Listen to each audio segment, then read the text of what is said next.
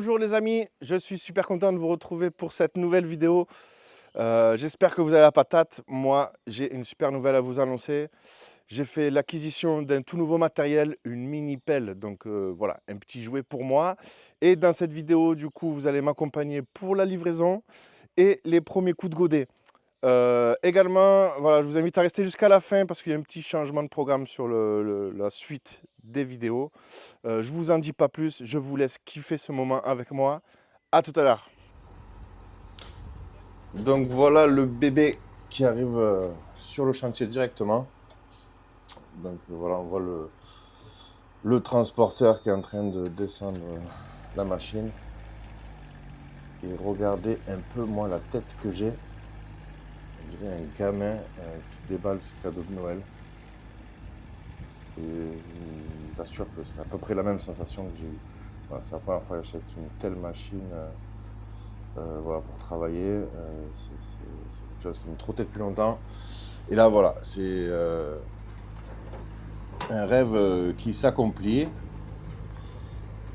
Donc voilà, c'est assez. Vous allez voir le début de la vidéo là, c'est assez explicite sur mon visage. Et voilà, vous voyez la pelle toute neuve, aucune rayure, elle n'a jamais servi. C'est vraiment très plaisant à regarder. Le chauffeur était super sympa, super dynamique. Donc voilà en détail, donc c'est une Bobcat,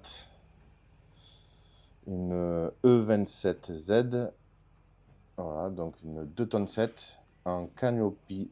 Donc canopy, c'est la cabine ouverte, c'est-à-dire qu'il n'y a pas de vitre et c'est un choix de ma part. Donc certains terrassiers vont préférer une cabine fermée, voilà, pour bénéficier du chauffage, de la clim, de la radio. Et bien moi, j'ai préféré la cabine ouverte parce que ben, du coup, ça permet plus de visibilité. C'est une pelle que je compte mettre à la location également ponctuellement. Donc voilà, moins de risque de casser les vitres. Voilà, plus de visibilité. Je vous laisse admirer un peu l'outil tout neuf. Évidemment, ça va avec. J'ai pris la remorque pour le transport. Donc, voilà, petite précision, j'ai toujours pas le permis remorque. Il va falloir que je m'occupe de ça. Mais bon, c'est qu'un détail, pas de problème. Le seul problème, c'est qu'il va falloir que je repasse le code. Mais bon, je l'ai déjà eu une fois. Je devrais très bien arriver à le reavoir.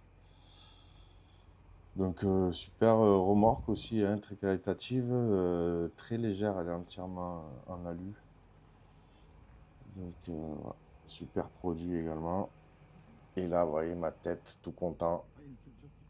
Donc, je commence à faire le tour. Voilà, là, c'est un manuel avec les consignes de sécurité pour utiliser la pelle sans risque.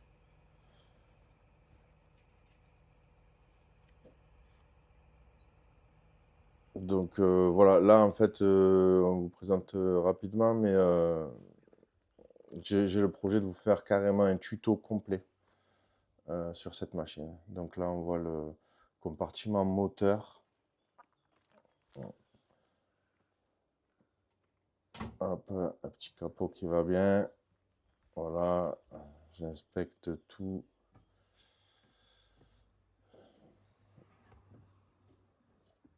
C'est vraiment un pur moment de plaisir pour moi. Je pense que ça se voit.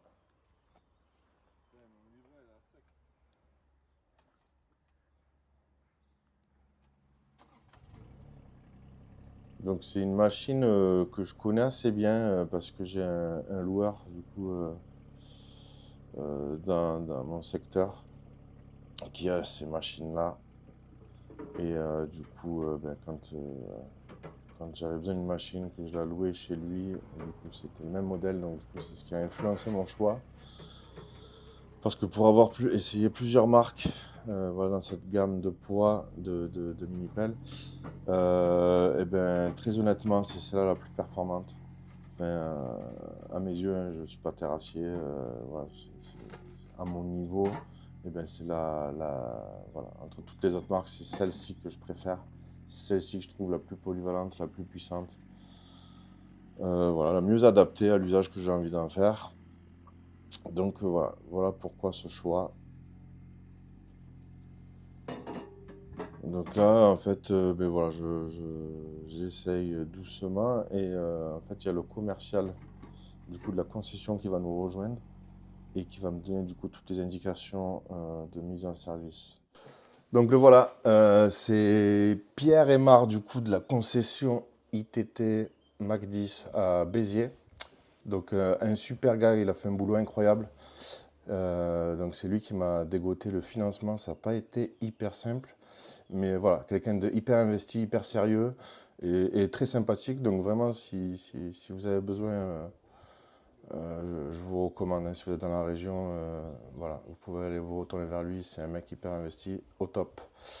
Donc là, il me donne les premières explications d'entretien. Donc là, il me parle de la chenille. Voilà, si une chenille vient décheniller, comment la remettre en place, comment la retendre.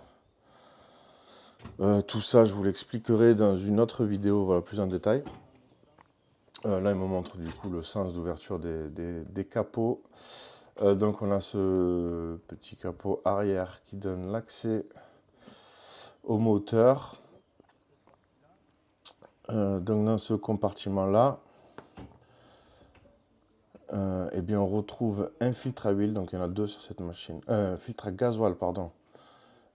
Et là, ce qui me montre, c'est le filtre à air qu'il faut, du coup, pour le bon fonctionnement de la machine, nettoyer assez régulièrement. Donc voilà, il me montre le processus pour le démonter, le nettoyer. Donc ça, c'est vraiment quelque chose à faire vraiment régulièrement si on veut que la machine fonctionne bien. C'est pas compliqué, mais voilà, il faut vraiment penser à le faire.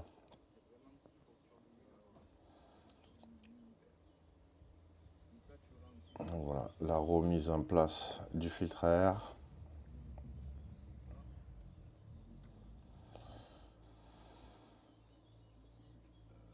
Donc là, voilà, ce qu'il me montre, c'est un des deux filtres à gasoil. Là où vont se loger du coup toutes les impuretés du carburant. Et voilà, il m'explique les symptômes si jamais c'est encrassé et qu'il faut le remplacer. Si le moteur se met à un peu mal tourner, il y a des grandes chances que ce soit ça. Parce que voilà, quand on met du carburant avec des bidons sur les chantiers, des trucs comme ça, inévitablement on met un peu des saletés dans le réservoir et au bout d'un moment, ça vient encrasser tout le système d'injection de carburant.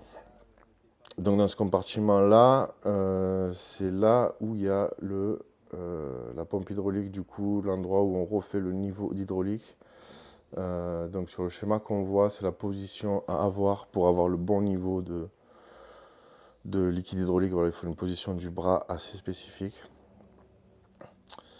Il y a également la batterie en contrebas, on ne la voit pas. Donc là, c'est ce qu'il est en train de m'expliquer, comment y accéder. Il y a la pompe d'amorçage aussi du moteur.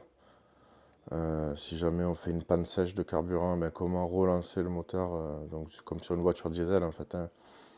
Il y a une petite pompe pour réamorcer le carburant dans le circuit. Donc voilà, là il m'explique la jauge de liquide hydraulique et la position que le bras de la pelle doit avoir pour que l'indicateur soit bon. S'il n'est pas dans cette position, on pourrait croire qu'il y en a trop ou pas assez. Donc, il faut vraiment qu'elle soit dans cette position spécifique quand on contrôle ce niveau-là.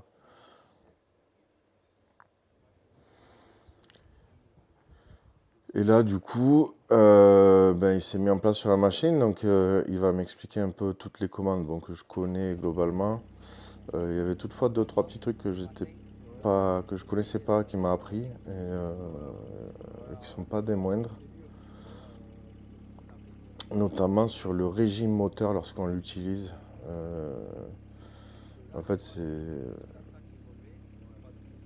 Voilà, là, bon, là, il me montre la sécurité. Pour qu'elle fonctionne, il faut que cet accoudoir soit baissé. Donc ce que je vous disais sur le régime moteur, en fait, si ça sert à rien de faire tourner la pelle à fond quand on fait du terrassement classique, donc c'est-à-dire juste creuser avec les godets. En fait, un régime de 1800 à 2000 tours minute suffit largement parce que la pelle a quasiment toute sa puissance et elle garde beaucoup de souplesse du coup sur les mouvements de bras. Donc voilà, là, il m'explique la prise auxiliaire. Ça, c'est pour brancher le marteau. Marteau que j'ai commandé et qui va arriver, que je vous présenterai du coup dans la future vidéo. Donc marteau, je vous parle du brise-roche hydraulique évidemment. Donc là, il m'explique du coup toutes les prises auxiliaires du coup pour les accessoires. Donc je vous réexplique tout ça un peu en voix off parce qu'en fait, il y avait tellement de bruit derrière nous. Je vous rappelle que sur le chantier, on est proche de la route. Que en fait, le son était vraiment de très mauvaise qualité. On n'a pas pu laisser voilà, les voix originales. Il aurait fallu qu'on travaille avec des micros. Et bon, là, comme c'était... voilà, on n'avait pas prévu ça. Donc voilà, je vous réexplique les grandes lignes par-dessus en voix off. Donc voilà, et là il me montre que quand elle est à fond en régime moteur, elle est ultra brusque. Donc on la met à fond uniquement quand on doit juste avancer, reculer, qu'on a la place, voilà, qu'on peut y aller vivement. Et on la met aussi à fond quand on travaille avec un marteau, qu'on a besoin de vraiment toute la puissance du moteur pour aller casser du rocher ou des trucs comme ça. Mais ça n'a aucun intérêt quand on fait du terrassement classique en fait. Et là il me montre les spécificités de la lame. Donc là aussi j'ai appris un truc, c'est qu'il y a une option lame flottante qui fait que du coup la lame repose sur le sol avec son propre poids et permet lorsqu'on fait du nivellement voilà, de faciliter le travail. Et là voilà les premiers coups de godet. Donc je me mets un petit godet, voilà, je suis super content quand on voit tous les tas de terre, les tas de gravats et tout ça. Donc là je vais pouvoir me faire plaisir, la tester là-dessus. Donc là, ce gros monticule de gravats, je l'ai expliqué dans tout plein de vidéos. Pourquoi c'est comme ça, pourquoi j'ai mis les gravats à cet endroit-là, parce que ça va être tout simplement un parking. Un parking qui doit avoir très peu de dénivelé par rapport à l'intérieur du logement pour respecter les normes handicapées, les normes PMR en fait. Pour qu'une personne en fauteuil roulant puisse accéder du parking au logement assez facilement sans avoir une pente compliquée à franchir. Donc on vous mettra un petit plan là, peut-être que vous vous rendez compte. Donc là voilà, on me voit faire une petite rampe afin de pouvoir monter sur ce talus. Donc c'est pour l'instant un talus, mais en fait en fin de chantier, ce sera au même niveau du coup que tout le reste de la zone de parking, des logements et tout ça. Donc là, voilà, la terre que j'avais extrait de mes reprises de fondation, voilà, tous les gravats qui traînent, tous ces déblais là, tout ça va être ajouté à ce tas et un peu mis en forme à peu près au niveau que je désire pour mon parking.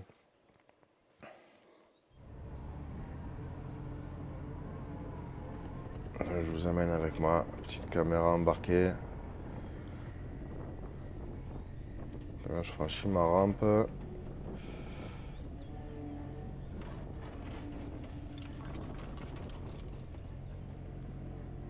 Donc en fait ce parking il va être maintenu avec des murs en béton banché du coup pour tenir un talus parce qu'en fait côté logement parking ça va être au même niveau mais après il y aura des paliers de différents niveaux donc c'est assez difficile à vous expliquer comme ça.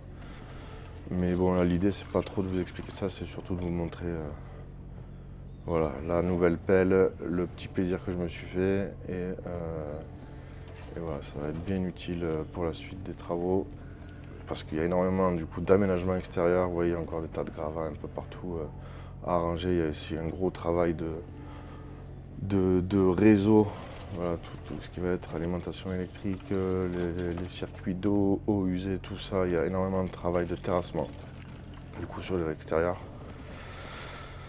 Donc voilà, cet achat est bienvenu là pour tous ces travaux. Du coup, je profite voilà, sur ces images un peu de démonstration. Donc voilà un peu le résultat final. J'en profite, dites-moi dans les commentaires si ça vous intéresse. Voilà, tous ceux à qui ça intéresse ce genre de machine, si ça vous intéresse de savoir toutes les procédures d'entretien qu'il y a à faire.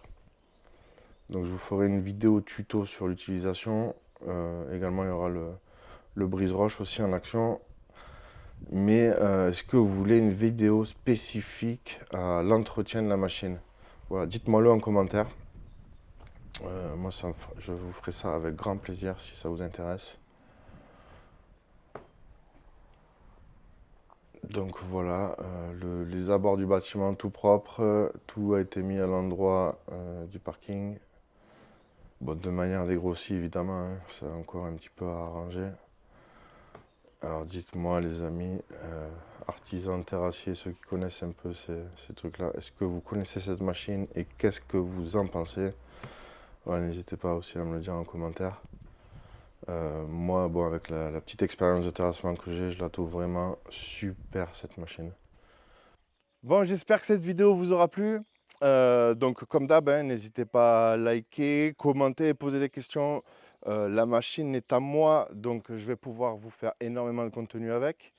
Donc, n'hésitez pas à me dire ce qui vous intéresse ou pas. Donc, l'annonce que j'avais à vous faire, voilà, ça concerne du coup mon chantier, le chantier des appartements. Voilà, je suis contraint de le laisser un petit peu de côté.